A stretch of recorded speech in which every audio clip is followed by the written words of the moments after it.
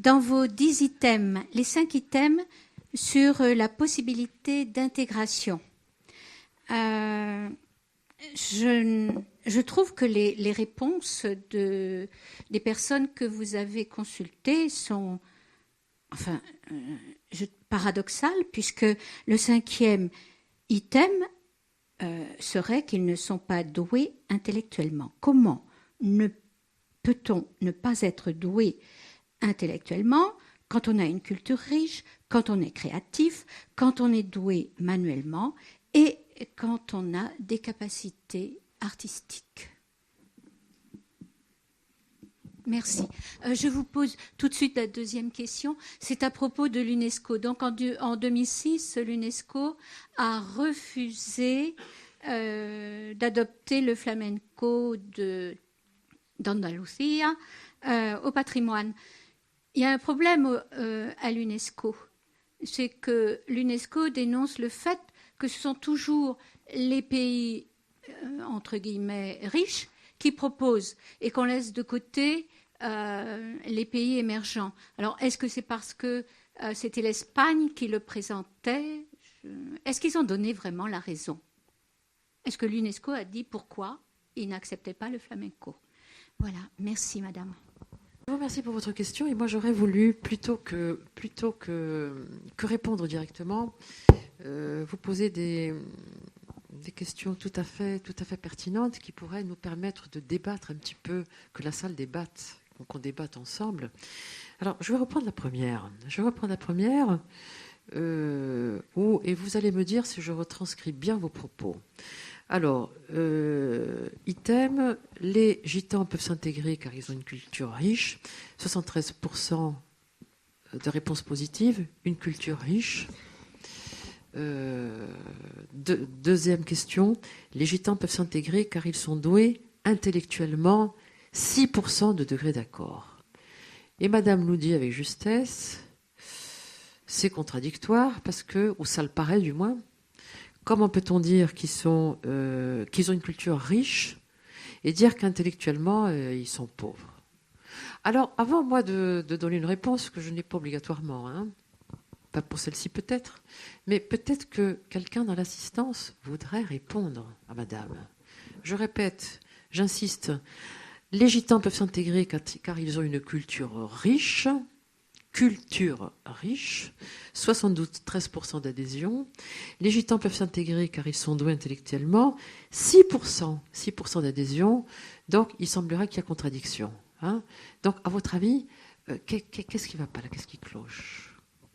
Peut-être, je suis sûre que quelqu'un peut répondre à ma place. Oui, madame. Une partie de la réponse, c'est qu'on mélange instruction et intelligence. Je pense que ce sont deux choses tout à fait différentes. L'instruction, à notre sens à nous, c'est pas forcément l'instruction à leur sens à eux, quoi. La culture fait partie évidemment d'une instruction, mais pas la nôtre. Et nous, l'instruction, c'est aller à l'école, les maths, le français, l'anglais, enfin tout ça, quoi. Voilà, je le vois comme ça en tout cas. On considère qu'ils ne sont pas comme les autres, comme nous, en quelque sorte. S'ils ne sont pas comme nous, ils sont forcément... mais c'est un jugement de valeur qu'on porte.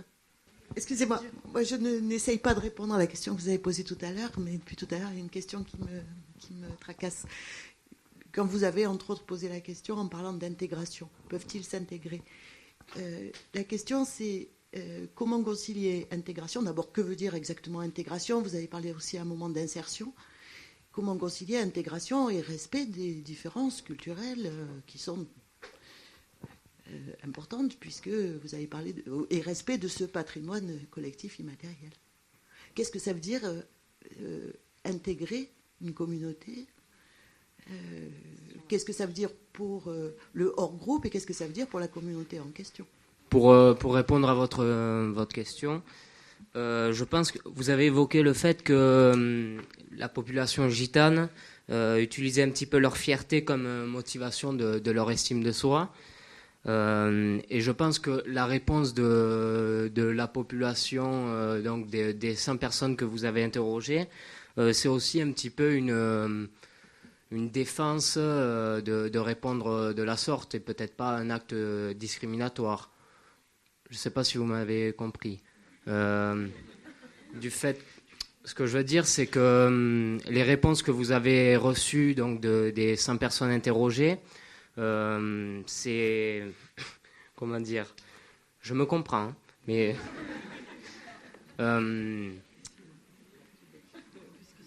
c'est le fait de répondre un petit peu en disant oui, ils n'ont pas d'intelligence, c'est aussi se protéger parce qu'il y a un écart entre ces deux populations, entre nous et la population gitane. Après, c'est normal de se défendre un petit peu par des réponses de la sorte quand on a une population qui dans la vie de tous les jours, je suis moi-même catalan, donc j'ai un petit peu côtoyé ces gens-là. Si on se fait un petit peu agresser dans la rue, c'est parce que c'est normal d'avoir des réponses comme ça. Même si ça mérite réflexion, comme vous le faites aujourd'hui. Voilà. Oui, on parle d'intégration, mais intégration à quoi? Intégration à notre système, à notre culture dominante.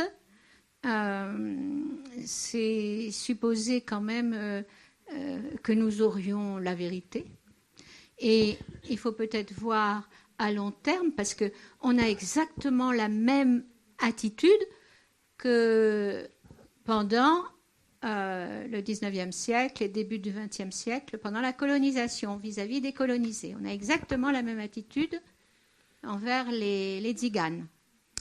Donc, voyons à long terme, est-ce qu'il n'y aura pas un retour de bâton? Alors, déjà, ce que je vous propose par rapport à votre première intervention, j'ai un petit peu synthétisé les réponses pertinentes qui ont été données ici par rapport à votre première question. Donc, sur les pourcentages exprimés pour la culture riche et pour la dotation intellectuelle. Hein. Et on a les réponses, puisque j'ai donc écrit effectivement la confusion qu'il y a entre instruction et intelligence, hein, et le fait que le terme culture, et puis c'est vrai que cette question, elle est piégeuse, et j'ai voulu rester dans le flou, parce que la culture, c'est un terme polysémique. Elle veut tout dire, elle ne veut rien dire. Hein. La culture a beaucoup de sens, de signification. Ce qui fait effectivement, comme le disait Madame, très justement, eh bien, on va confondre instruction et intelligence. Et comme il a été aussi également dit ici, on a tellement le stéréotype en tête que c'est vrai que à la base déjà, il y a ce barrage immense entre nous et eux, puisque de toutes les façons, même si nous ne sommes pas racistes, nous faisons une lecture extrêmement stéréotypée de ces groupes. Et quand monsieur, aussi avec justesse, va parler de... En fait, ce que vous voulez dire, monsieur, c'est une distance sociale que je veux préserver. Distance sociale que je veux préserver parce que par rapport à mon ego, par rapport au moi, j'ai besoin de considérer, et ça rejoint un peu les derniers propos de Madame, j'ai besoin finalement de me considérer supérieur. C'est extrêmement important. Et je suis aussi tout à fait d'accord avec le monsieur tout à l'heure qui a dit qu'il y a, je l'ai écrit texto, des gens qui sont instruits, qui sont des ânes. Oui, monsieur, c'est vrai que moi j'ai des collègues à l'université qui ont beaucoup d'instruction, mais qui ne sont pas, pour moi, pour certains, ne relèvent pas de l'intelligentsia du pays. Hein. Et les gens les plus intelligents que j'ai connus ont été souvent les moins instruits. Hein. Donc c'est vrai qu'il n'y a pas du tout de similitude entre instruction et intelligence. Hein. Et alors là, pardon. En tout cas, par rapport, maintenant j'en viens au deuxième point, puisque nous sommes passés à un autre volet, et là je vais remettre mon très honorable public à contribution. On parlait d'intégration. Donc j'ai noté une première question. Qu'est-ce que veut dire finalement l'intégration d'une communauté, d'un groupe? Qu'est-ce que veut dire, et là je lance la question au public pour vous, qu'est-ce que veut dire intégrer de manière concomitante au respect, intégrer dans le respect, hein, c'est ce que j'ai noté. Et Madame a terminé en disant intégrer oui, mais à quoi? Puisqu'en fait, c'est supposé que nous considérons, et c'est vrai, chaque groupe culturel, social, idéologique, se considère détenteur de la vérité. Alors je renvoie à la question, qu'est-ce que vous considérez, qu'est-ce que ça peut être que l'intégration dans le respect des valeurs, dans le respect de l'autre? Alors une culture, surtout lorsqu'elle est riche, est par de nombreux biais en contradiction avec une intégration. Une intégration sentie non pas à travers le respect que vous soulignez, le respect de l'autre, mais être comme celui qui reçoit, par exemple. Il voudrait automatiquement que celui qui vient près de lui soit comme lui. Et là, on en arrive à l'utopie que vous signaliez également à travers les décatégorisations. C'est impossible, c'est impossible. C'est une espèce d'aporie. On ne peut vraiment pas considérer qu'en respectant ce que l'on est totalement, on va être semblable à l'autre. Vous savez, d'une certaine manière, au-delà des tziganes, objet de votre étude, et là c'est le Corse qui parle, de très très très nombreux corps, de très nombreuses familles ont connu un peu ce genre d'exclusion que connaissent les tziganes lorsqu'ils ont, par exemple, vécu à Marseille. Dans les quartiers corses, il ne fallait pas y vivre pour certains. Et j'ai moi-même connu des situations où, lorsque, ça fait des années de cela, en tant qu'étudiant, ou par la suite même dans une certaine profession liée à l'éducation, même pour trouver un logement, on disait « Ah, je m'excuse, mais vous savez, on a pris des renseignements, il paraît que vous êtes corse. » Donc, vous voyez, il y a des catégorisations. Et qu'est-ce qu'il faut pour cela? Pour dépasser ce stade, il faut se dépersonnaliser. Et la contradiction, là, est encore plus grande. Parce que quand on est comme, à ce moment-là, on n'a plus cette culture riche. Autrement dit, comment garder une culture riche tout en restant soi-même, donc, et être, je dirais, en très bons termes avec les autres, vivre socialement. Il y a des moyens, mais là, je crois qu'on touche un domaine qui est lié à l'économie, qui est un domaine lié aux revenus. Si, par exemple, pour revenir aux tziganes, ils se déplacent et qu'ils puissent trouver dans tel ou tel village, où que ce soit, une aire, par exemple, si ce sont encore des personnes qui pratiquent quelque peu le voyage, trouver des aires où ils puissent vivre comme ils l'entendent, jouer leur musique, sans jouer la musique pour la parade, parce qu'il y a ce système aussi. C'est que très souvent, et dans le domaine du tourisme, hélas, on rencontre ce processus, à savoir qu'on se vend, et à ce moment-là, ce n'est plus une culture. Dès l'instant où on vend sa culture de cette manière-là, la culture, on la montre, on la vit, on est ce que l'on est, et les autres apprécient, n'apprécient pas, mais on ne se change pas ou on ne se démontre pas pour, en quelque sorte, avoir un revenu, car quand on parle tourisme, à ce moment-là, on parle économie, et il faut que l'argent rentre. Autrement dit, si des tziganes peuvent arriver dans un endroit donné, vivre ce qu'ils sont, et avoir des revenus substantiels, de quelle manière? Pour continuer à vivre leur vie, je suppose que l'intégration peut éventuellement être possible, parce qu'elles ne sont pas repoussées en tant qu'individus jouant du flamenco. Le flamenco n'a jamais, je dirais, rebuté qui que ce soit, mais parce qu'on va dire, bon, ils sont chipardeurs, ils volent, ils ont cassé des canalisations ici, ils ont volé du courant là-bas, ils ont volé les histoires de poules, etc., etc., etc. Et c'est ça qui est rentré dans tout ce contexte qui fait que il est très difficile d'aller au-delà de ce jugement qui est un jugement négatif. Enfin, je m'arrête parce que certainement, à travers ce que je viens de dire, il y a beaucoup de questions qui peuvent être posées, auxquelles je pourrais également répondre, mais ça demanderait un temps beaucoup plus long.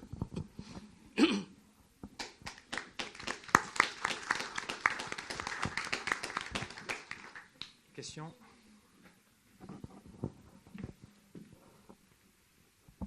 La définition de l'épanouissement, c'est pour vous, la définition justement de l'intégration, c'est l'épanouissement de l'individu, quel que soit son rang social, sa culture, pouvoir s'épanouir dans une société en étant ce que l'on est, tout simplement. C'est ça l'intégration. Et vraiment, le terme de intégration positive, pour moi, c'est quelque chose d'horrible. Je trouve qu'on s'intègre parce qu'on est épanoui, parce qu'on vous laisse s'épanouir, parce qu'il y a des peuples qui ne peuvent pas s'épanouir, parce qu'il y a des tas de barrières, les barrières sociales, les barrières politiques, les barrières économiques, les barrières culturelles. Voilà. Alors tant qu'on regardera l'autre, personnellement, hein, en disant il n'est pas comme moi, donc s'il n'est pas comme moi, il est avec un jugement péjoratif. Quand on compare quelqu'un à soi, c'est de manière péjorative en général. Péjorative. Pour moi, l'intégration, c'est l'épanouissement de l'individu, à quelque niveau que ce soit. Enfin, ça devrait l'être. Et je ne suis pas certaine, vous parliez de l'UNESCO, que le classement mondial à l'UNESCO soit vraiment quelque chose d'une avancée. Moi, je n'ai pas fait beaucoup de voyages, mais au cours des voyages que j'ai pu faire, j'ai vraiment l'impression, sur les sites qui ont été classés au patrimoine mondial, pas très loin d'ici, par exemple, les Cinque Terre en Italie. Écoutez, moi, je trouve pas que c'est un classement réussi. Parce que qu'est-ce qu'on voit quand on se promène dans les Cinque Terre? On voit des boutiques de souvenirs, quelques vignes accrochées aux pentes, et quelques...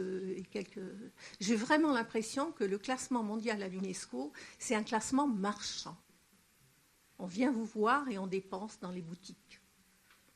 Mais c'est pas... Enfin, c'est l'expérience que j'ai. Je n'ai peut-être pas voyagé assez souvent et assez longtemps et assez loin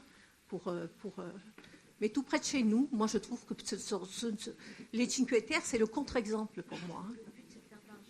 Voilà, c'est faire de l'argent. C'est vendre sa culture. Et comme disait monsieur, c'est pas en vendant sa culture qu'on s'épanouit. Moi, je pense pas. Juste avant de te donner la parole, je voudrais dire que je trouve que cette heure et demie est de qualité, parce que la conférence de Mamontov était de qualité, mais parce que aussi vos commentaires, vos remarques étaient aussi de qualité. C'est pas toujours le cas. Il n'y a pas toujours comme ça, une interaction entre le conférencier et le public, mais aujourd'hui, c'est plutôt agréable. Je te remercie, Xavier. C'est vrai, je suis très touchée et très, très heureuse de la participation donc, des personnes qui sont ici. Donc ça c'est évidemment chacun. Moi, je m'intéresse beaucoup évidemment à l'intégration des minorités et j'ai le sentiment de retrouver la réciproque et que mon public a les mêmes sensibilités que moi. Alors, j'ai un petit peu aussi noté ce que vous avez souligné sur l'intégration. Alors, déjà, monsieur a dit l'intégration, c'est participer à l'essor économique du pays. Bon, je dirais c'est une définition, je dirais très très objective, qui pourrait intéresser d'ailleurs les économistes. C'est l'approche marchande. Et puis madame a dit elle considère que finalement l'UNESCO, ce n'est pas tellement, par la reconnaissance du patrimoine, ce n'est pas tellement, si j'essaye de comprendre vos propos, finalement l'objectif qui est celui de valoriser la minorité, de lui redonner une place dans la société pour pas qu'elle disparaisse, finalement c'est encore un apport marchand où ce patrimoine va se réduire à un étalage de quelques éléments de la culture qui va produire des bénéfices. Là, je fais un petit peu la synthèse de ce qui a été dit. Et on a dit également que l'intégration, et ça me paraît une approche tout à fait intéressante, l'intégration, c'est finalement l'épanouissement des individus. Et il a été dit, évidemment, ce n'est pas en vendant de la culture qu'on va s'épanouir. Donc moi, je me pose la question, j'ai pas la réponse. Et c'est pour ça que je renvoie la question à l'assistance. Effectivement, moi, de façon intuitive, Parce que c'est vrai qu'on a, dans notre jargon, en psycho, en sociaux, des tas de mots dans les Larousse, dans les dictionnaires. L'intégration, c'est ça. L'assimilation, c'est ça. L'insertion, c'est ça. Bon, d'accord. Mais c'est vrai que là, moi, ça me plaît beaucoup, cette notion d'épanouissement. Dire, voilà, s'intégrer, c'est effectivement être épanoui. Parce qu'au final, madame, elle a raison. Bon, être intégré, comme disait aussi monsieur tout à l'heure, c'est pas faire exactement la même chose que fait l'autre. L'autre, il est différent à moi, il faut qu'il fasse comme moi. Mais je ne pense pas personnellement que l'unification de l'être humain, si l'intégration signifie qu'il y ait une pensée unique et que l'on soit tous similaires, je pense que ça serait la chute de la richesse de l'homme. Hein. Donc, si on s'écarte d'une définition très matérialiste de monsieur, l'intégration, c'est participer à la production économique. En tout cas, c'est, je ne sais pas ce que vous en pensez, mais l'intégration qui est conçue comme un vecteur d'épanouissement, moi, ça me plaît beaucoup. Ça me plaît beaucoup, mais peut-être vous pouvez en dire plus là-dessus. Non, je voulais rebondir sur ce que vous avez dit à propos d'intégration et d'épanouissement. Parce que ma question est toujours la même. Vous avez employé après d'autres mots, insertion, assimilation. Donc, par rapport à cette définition, je me souviens, on connaît tous cette phrase, les hommes naissent libres et égaux en droit.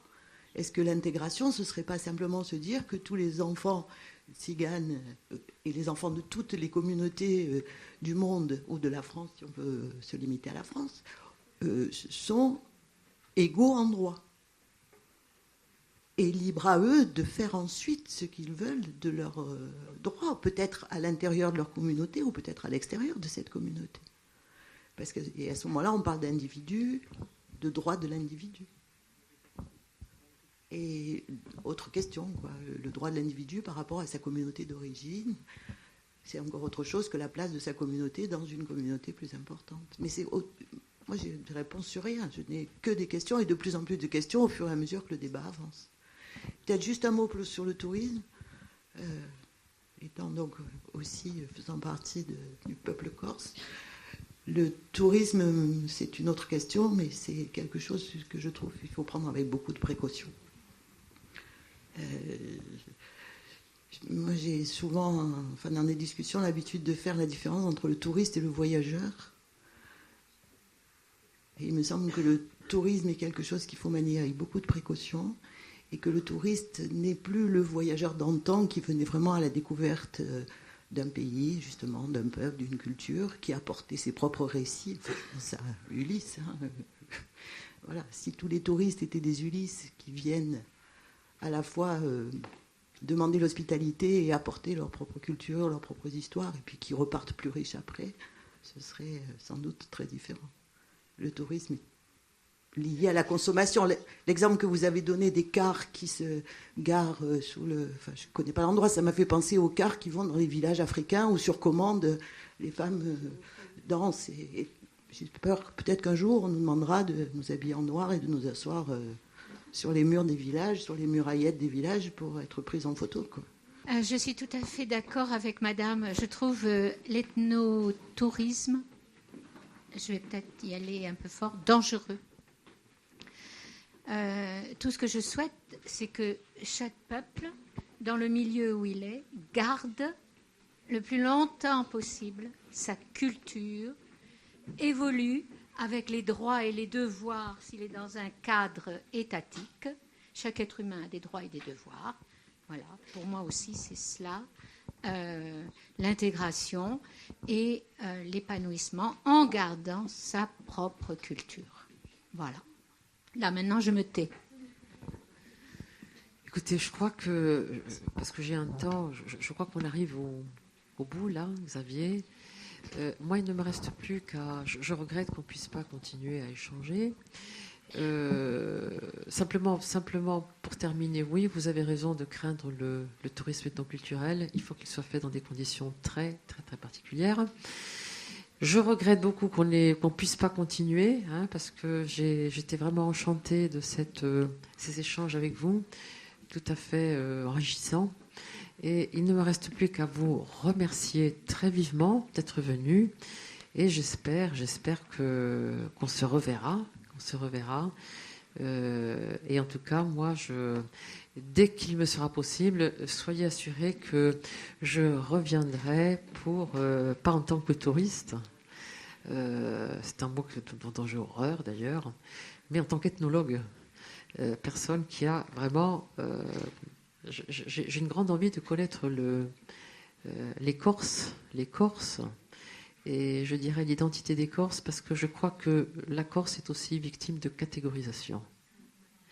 Et je vois tellement à la télévision, quand on voit ce qu'on voit, hein, donc cette catégorisation qui est faite sur le peuple corse, alors que la réalité est tout autre. Hein. On va mettre les individus dans des catégories, alors qu'il s'agit d'un peuple de gens extraordinaires et que j'aimerais beaucoup connaître. De même que je me suis intéressée aux identités tziganes, je vais m'intéresser à l'identité corse qui me paraît chargée de passé riche, de tradition, de culture, de spiritualité. Donc voilà, j'espère être de nouveau très vite parmi vous. Je vous remercie beaucoup.